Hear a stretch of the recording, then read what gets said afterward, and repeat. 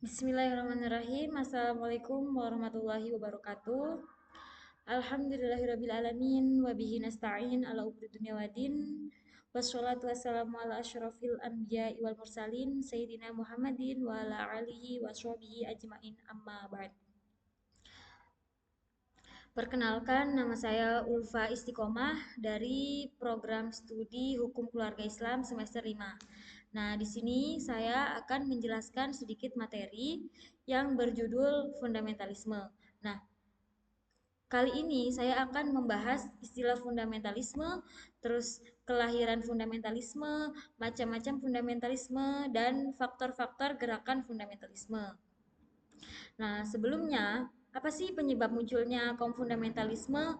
Nah, munculnya kaum fundamentalisme ialah diakibatkan oleh arus globalisasi yang tidak terbendung dan tidak terfilterisasi oleh masyarakat, sehingga menyebabkan lahirnya perilaku masyarakat yang amoral dan menyimpang dari norma-norma agama. Nah, masuknya kultur luar ke suatu daerah yang cenderung merusak tatanan hidup masyarakat yang telah terikat dengan nilai-nilai luhur religiositas. Nah, hal ini menyebabkan kekhawatiran akan tercabutnya akar-akar tanaman sosial masyarakat yang sangat menjunjung tinggi nilai-nilai tradisional yang ada. Nah, terus kaum fundamentalisme muncul sebagai penyerang dan pembendung dari hancurnya norma-norma agama. Di sini, agama merupakan suatu perspektif dalam menilai dan memandang sesuatu yang syarat dengan muatan moral, sehingga identitas keagamaan sekaligus merupakan sebuah perspektif yang dapat menentukan cara pandang seseorang. Nah, selanjutnya di sini saya akan membahas istilah fundamentalisme. Sebelumnya, kalian sudah tahu belum atau udah pernah dengar belum istilah fundamentalisme itu? Nah, istilah fundamentalisme ini berawal dari serangkaian pamflet yang berjudul The Fundamental of the Fight yang diterbitkan di Amerika Serikat pada tahun 1920-an. Nah, dalam pamflet tersebut, para pemimpin Protestan yang konservatif pada masa itu menyerukan kembali apa yang mereka yakini sebagai inti kebenaran Protestan demi menghadapi semangat zaman yang liberal dan progresif.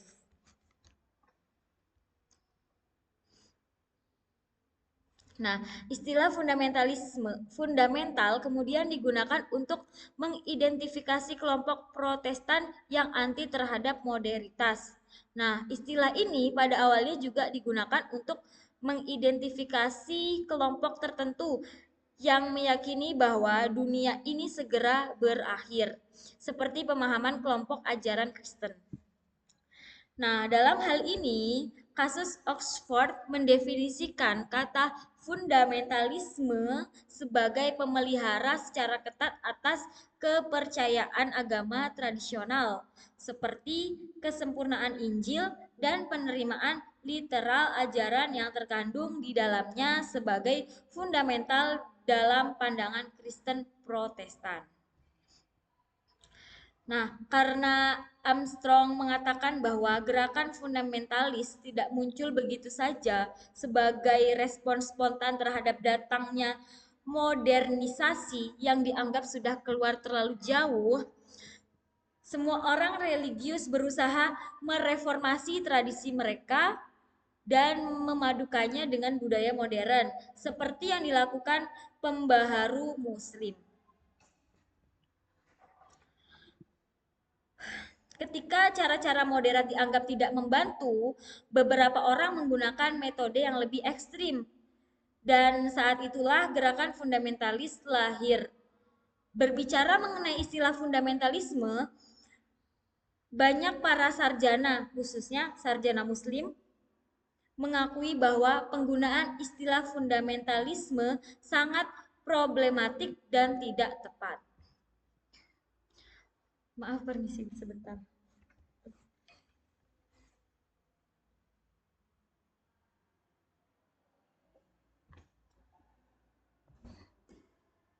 Nah,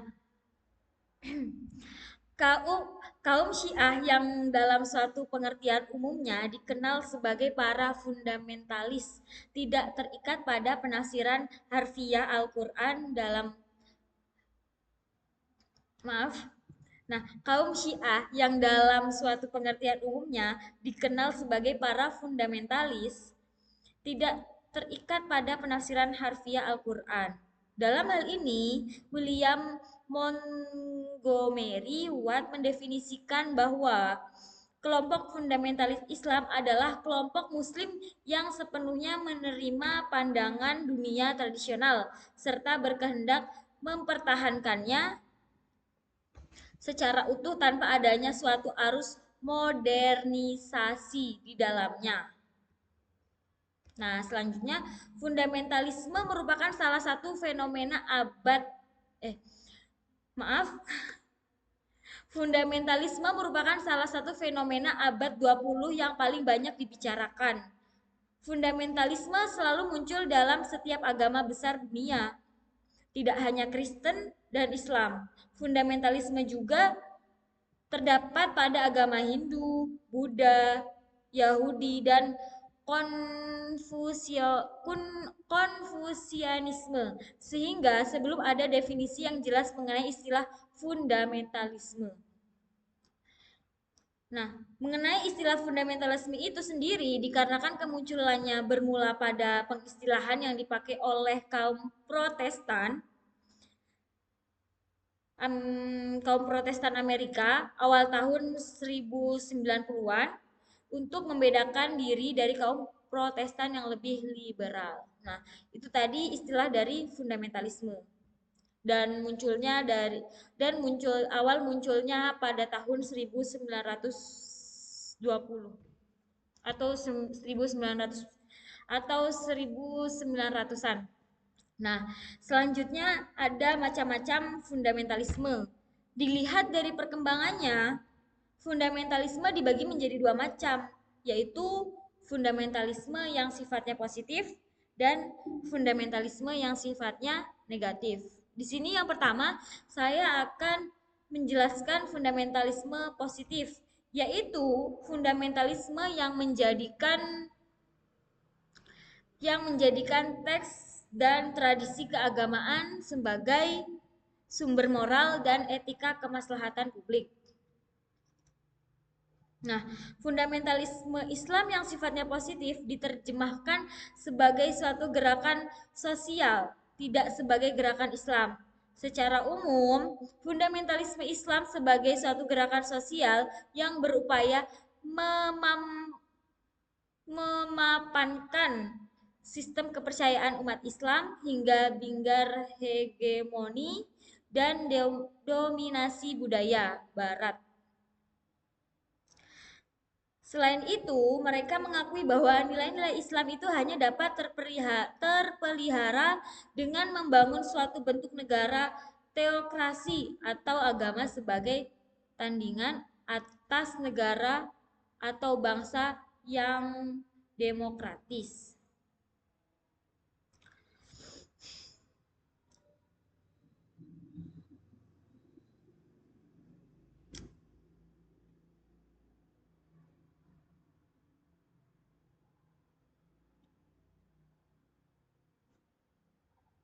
Tambahan pula, para fundamentalis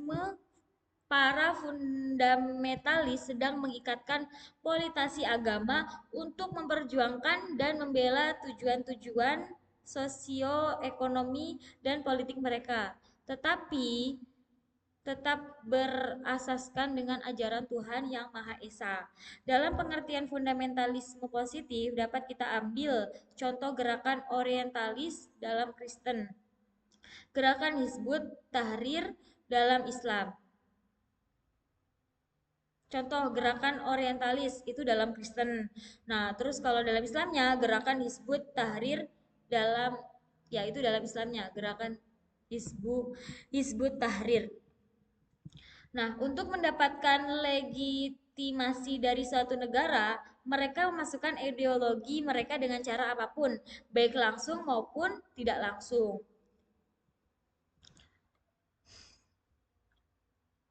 Dalam pergerakannya, mereka tidak melakukan gerakan dengan cara fisik, tetapi kebanyakan mereka menggunakan ideologi untuk mengubah faham yang semula dianut menjadi sesuatu yang berlainan dengan ketentuan-ketentuan yang dianut. Nah, itu tadi penjelasan tentang fundamentalisme positif. Nah, yang kedua, fundamentalisme negatif, yaitu fundamentalisme yang menjadikan teks dan tradisi sebagai sumber dan justifikasi atas kekerasan. Pada mulanya, fundamentalisme dalam tradisi Islam adalah upaya untuk menggali dan bahkan mengembangkan dasar-dasar keagamaan sebagaimana terdapat dalam Hasanah Usul Fikih. Bagi mereka yang memahami Hasanah Usul Fikih dengan baik, maka Islam akan berwajah progresif. Tapi sebaliknya, bagi mereka yang mendekati teks dan doktrin keagamaan tanpa melalui media usul fikih, maka kemungkinan akan menjadi fundamentalis yang radikal, bahkan teroristik. Nah, dalam hal ini, fundamentalisme diartikan sebagai tindakan dalam menghadapi musuh-musuh Tuhan yang modernisme dan sekularisme. Oleh karena itu, kaum fundamentalisme semacam ini dalam pergerakannya sering menggunakan tindakan kekerasan atau yang lainnya untuk menjadikan apa yang diinginkan tercapai. Nah, dapat dicontohkan bahwasanya orang Barat menganggap agama Islam adalah agama yang fundamental dan dalam setiap gerakannya menggunakan kekerasan seperti halnya Hizbullah, Al-Qaeda, Front Pembela Islam atau FD atau FPI. Nah, menurut Abdul Muiz Nahrong, fundamentalisme Islam ada dua bentuk, yaitu fundamentalisme Islam yang moderat dan fundamentalisme Islam yang radikal. Maaf, permisi.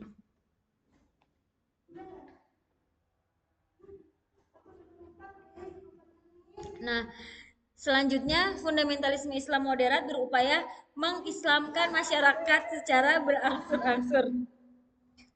Maaf, lewat jalur politik dan dakwah. Usaha mereka tidak jarang diiringi dengan melakukan tekanan terhadap pemerintah untuk melakukan islamisasi dari atas, seperti memasukkan syariat Islam ke dalam undang-undang dan sebagainya.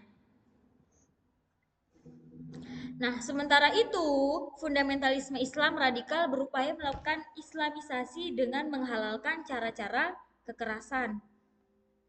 Mereka terbagi menjadi dua, yakni berskala nasional regional dan berskala tradisional supranasional. Fundamentalisme Islam radikal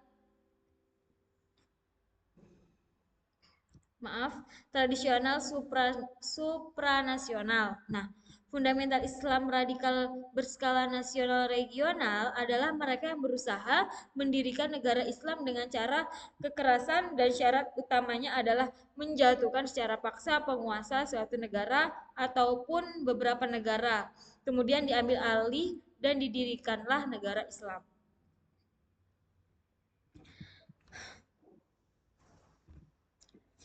Sementara itu, fundamentalisme Islam radikal tradisional supranasional lebih memusatkan perhatian dan kegiatannya dalam memerangi pemerintah yang selalu menekan dan hendak memberantas gerakan Islam di negaranya. Yang mudah dilihat jelas adanya kebencian anggota kelompok ini kepada negara-negara barat, terutama Amerika Serikat dan sekutunya, yang sering mereka anggap hendak menghancurkan negara Islam dan negara berpenduduk muslim. Adapun tokoh-tokoh yang mempengaruhi gerakan-gerakan fundamentalisme dalam Islam yang pertama kali muncul di wilayah semenanjung Arabia ketika masa pro-modern ialah Muhammad Abdul Al-Wahhab yang dikenal dengan gerakan Wahabi. Nah, selanjutnya di masa kontemporer sekarang ini gerakan-gerakan fundamentalis juga banyak bermunculan, di antaranya kebangkitan gerakan Al-Ikhwal Al-Muslim atau IM yang didirikan di Mesir pada tahun 1928 di bawah pimpinan Hasan al-Banna yang selanjutnya digantikan oleh Syed al-Qutbi. Nah, itu tadi macam-macam fundamentalisme. Kan ada dua tuh ya, fundamentalisme negatif, positif, dan fundamentalisme negatif. Nah, selanjutnya di sini saya akan menjelaskan faktor-faktor gerakan fundamentalisme. Nah, fenomena aksi terorisme yang telah menelan korban materi dan ribuan nyawa melayang yang dilakukan oleh para tokoh fundamentalis membuat fundamentalisme Islam yang juga biasa dikenal dengan nama Islamisme, Islam militan, Islam radikal, dan Islam politik, dan istilah yang lain yang bermakna serupa dengannya kembali ramai dan dirasa menarik serta penting untuk dibicarakan. Padahal sebelum munculnya fenomena santri atau dalam kurung teroris, Kebliger ini fundamentalisme Islam dianggap sudah gagal. Misalnya dalam tulisan Ray Takei yang berjudul Islamisme, atau Oliver Roy dalam bukunya The Failure Political Islam dan sebagainya.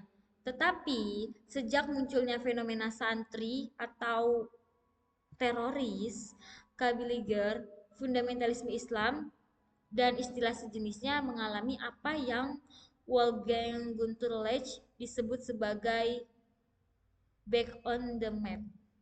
Nah, maksudnya fundamentalisme Islam menjadi bahan perhatian dan perbincangan publik di seluruh dunia dan minat publik untuk mengetahui gerakan tersebut kembali meningkat tajam.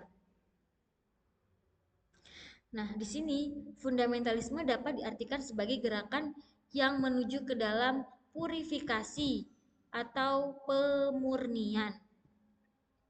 Dapat diartikan sebagai gerakan yang secara mutlak dilandaskan ajaran agama. Adapun faktor-faktor yang melatar belakangi adanya gerakan fundamentalisme dikarenakan yang pertama, adanya keinginan dari sekelompok umat untuk melakukan pemurnian atau purifikasi terhadap ajaran agama Islam yang dianggap sudah menyimpang dari sumber aslinya. Maaf sebentar.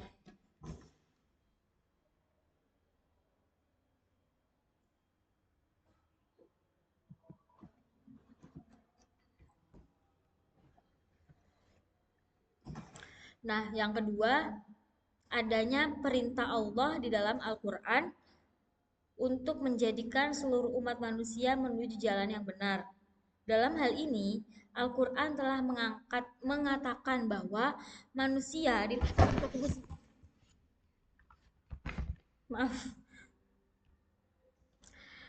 adanya perintah Allah dalam Al-Quran untuk menjadikan seluruh umat manusia menuju jalan yang benar. Dalam hal ini, Al-Quran telah mengatakan bahwa manusia dilahirkan untuk beribadah kepada Allah atau menyembah kepadanya.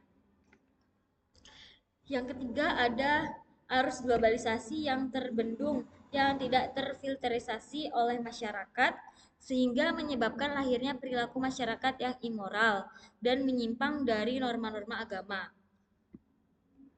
Yang keempat, itu kekuasaan despotik pemerintah. Kekuasaan despotik pemerintahan yang menyeleweng dari nilai-nilai yang fundamental. Nah, yang kelima, berkembangnya sains dan teknologi modern yang dianggap menyimpang atau menyeleweng dari aturan yang telah ditetapkan oleh kitab suci. Yang keenam, adanya penjajahan barat yang serakah, menghancurkan, serta sekular justru datang belakangan.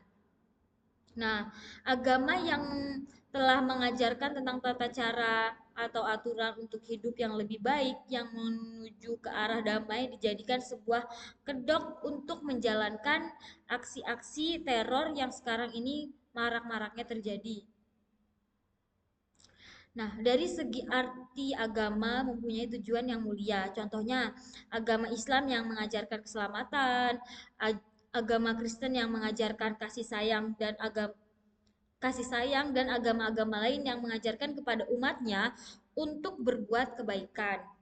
Nah, dalam setiap agama mempunyai aturan-aturan tersendiri yang mengharuskan para penganut agama masing-masing berbuat kebaikan dan menjalankan kebenaran. Nah, terjadinya perkembangan sains atau modernisasi yang menyebabkan berubahnya aturan dalam suatu agama. Nah, dari sinilah kaum fundamentalisme lahir untuk menstabilkan aturan-aturan agama yang telah terkontaminasi oleh modernisasi.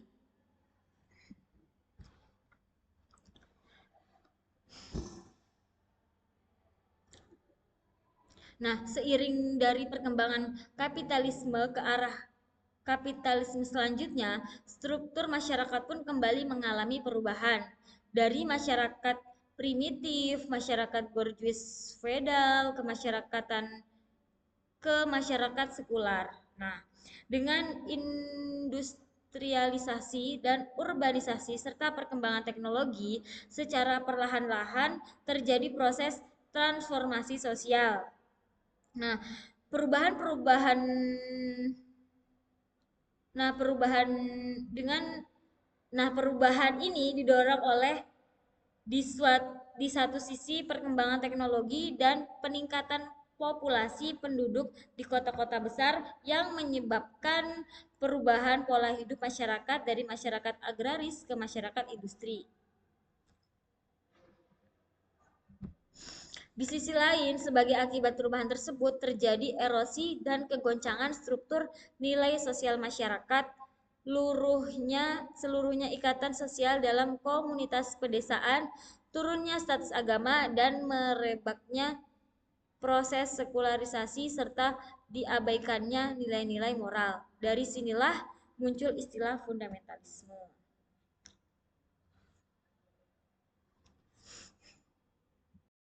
Nah, di sini saya akan sedikit menjelaskan karakteristik Islam fundamentalis.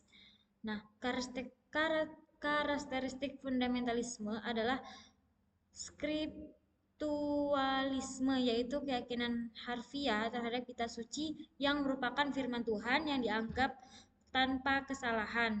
Dengan keyakinan itu, dikembangkanlah gagasan dasar yang menyatakan bahwa agama tertentu dipegang secara kokoh dalam bentuk literal dan bulat tanpa kompromi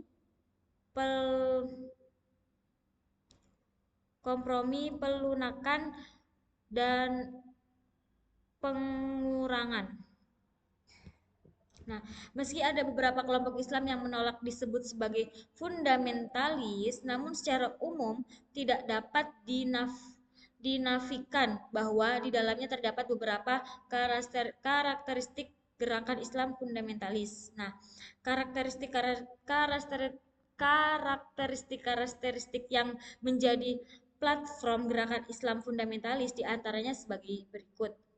Nah, pertama, mereka itu cenderung melakukan interpretasi literal terhadap teks-teks suci agama dan menolak pemahaman kontekstual atas teks agama karena pemahaman seperti ini dianggap akan meredukasi kesucian agama. Nah, dari segi metodologi pemahaman dan penafsiran teks-teks keagamaan, kaum fundamentalis mengklaim kebenaran tunggal. Menurut mereka, kebenaran hanya ada di dalam teks dan tidak ada kebenaran di luar teks. Bahkan sebetulnya yang dimaksud adalah kebenaran hanya ada pada pemahaman mereka terhadap hal yang dianggap sebagai prinsip-prinsip agama.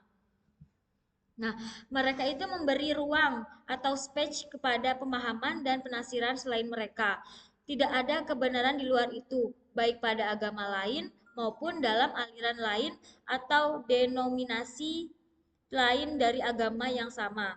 Nah, sikap yang demikian dalam memperlakukan teks keagamaan menurut Abu El-Fadl adalah sikap otoriter, seolah-olah upaya yang dilakukan oleh penafsir teks lalu dianggap itulah kehendak Tuhan. Menurutnya, para tokoh agama sekarang ini tidak lagi berbicara tentang Tuhan, melainkan berbicara atas nama Tuhan, bahkan menjadi corong Tuhan untuk menyampaikan pesan-pesan moral di atas bumi. Nah, hal ini cukup berbahaya karena ketika terjadi perselingkuhan antara agama dan kekuasaan, maka yang muncul kemudian adalah otoritarianisme atau kesewenang-wenangan penguasaan. Nah, yang kedua, mereka itu menolak pluralisme dan relativisme.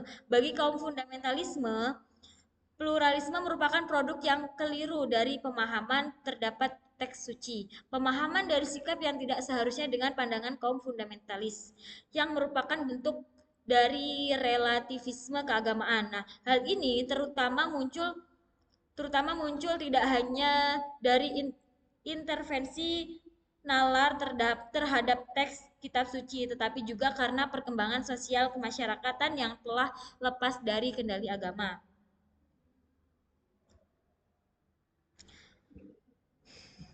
Nah, yang ketiga, mereka memonopoli kebenaran antara tafsir agama. Kaum fundamentalisme cenderung menganggap dirinya sebagai penafsir yang paling sah atau paling benar sehingga memandang sesat kepada aliran yang tidak sepaham dengan mereka. Mereka juga tidak bisa membedakan antara dini atau din itu agama dan dini pemikiran keagamaan yang berbentuk tafsir. Nah, adapun yang lebih parah adalah adanya klaim hanya tafsir dan dapat dan pendapat mereka sendiri yang paling benar, sementara tafsir dan pendapat orang lain atau kelompok lain salah. Padahal dalam hazanah Islam, perbedaan tafsir merupakan sesuatu yang biasa sehingga dikenal banyak mazhab. Nah, sikap keagamaan seperti ini berpotensi untuk melahirkan kekerasan dengan dalih atas nama agama, atas nama membela Islam, atas nama Tuhan. Mereka melakukan tindakan kekerasan, pengerusakan, penganiayaan, bahkan sampai pembunuhan. Pertanyaannya adalah, benarkah agama menjustifikasikan kekerasan? Benarkah hanya karena perbedaan agama, perbedaan tafsir, dan pendapat seseorang boleh membunuh manusia lainnya yang tidak berdosa dan tidak tahu apa-apa? Nah, yang keempat, setiap gerakan fundamentalisme hampir selalu dapat dihubungkan dengan fanatisme. Fanatisme, eksklusifme, intoleran, radikalisme, dan militanisme. Kaum fundamentalisme selalu mengambil bentuk perlawanan yang bukannya tak seiring bersifat radikal terhadap ancaman yang dipandang membahayakan eksistensi eksistensi agama dalam bentuk modernisasi atau moderitas atau modernisme, sekularisasi atau tata nilai barat pada umumnya. Nah, kaum fundamentalisme sebenarnya tidak serta merta mesti memilih jalan kekerasan, namun banyaknya fundamentalis yang tidak sabar melihat penyimpangan dalam masyarakat dan melakukan tindakan kekerasan atas mereka yang dianggap bertanggung jawab. Nah, selanjutnya kekerasan dan fundamentalisme dalam kesadaran banyak orang sangat sulit untuk dipisahkan. Selain itu, peran media massa sangat besar dalam penisbahan yang salah kaprah ini. Nah,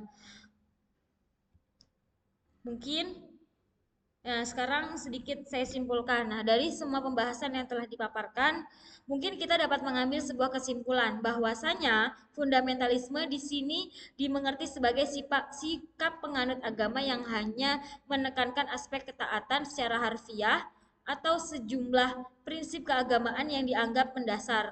Nah, dilihat dari perkembangannya, fundamentalisme dibagi menjadi dua macam, yaitu yang tadi saya jelaskan, fundamentalisme positif dan fundamentalisme negatif. Nah, fundamentalisme positif yaitu fundamentalisme yang menjadikan teks dan tradisi keagamaan sebagai sumber moral dan etika kemaslahatan publik. Nah, sedangkan fundamentalisme negatif yaitu fundamentalisme yang menjadikan teks dan tradisi sebagai sumber yang justifikasi atas kekerasan. Nah, demikian mungkin mungkin hanya itu yang bisa saya sampaikan. Kurang lebihnya saya mohon maaf, mungkin banyak kata-kata yang sangat-sangat merusak atau mengganggu atau ketika saya minum apa atau pokoknya saya mohon maaf. Kurang lebihnya saya saya mohon maaf. Billahi taufiq wal hidayah. Wassalamualaikum warahmatullahi wabarakatuh.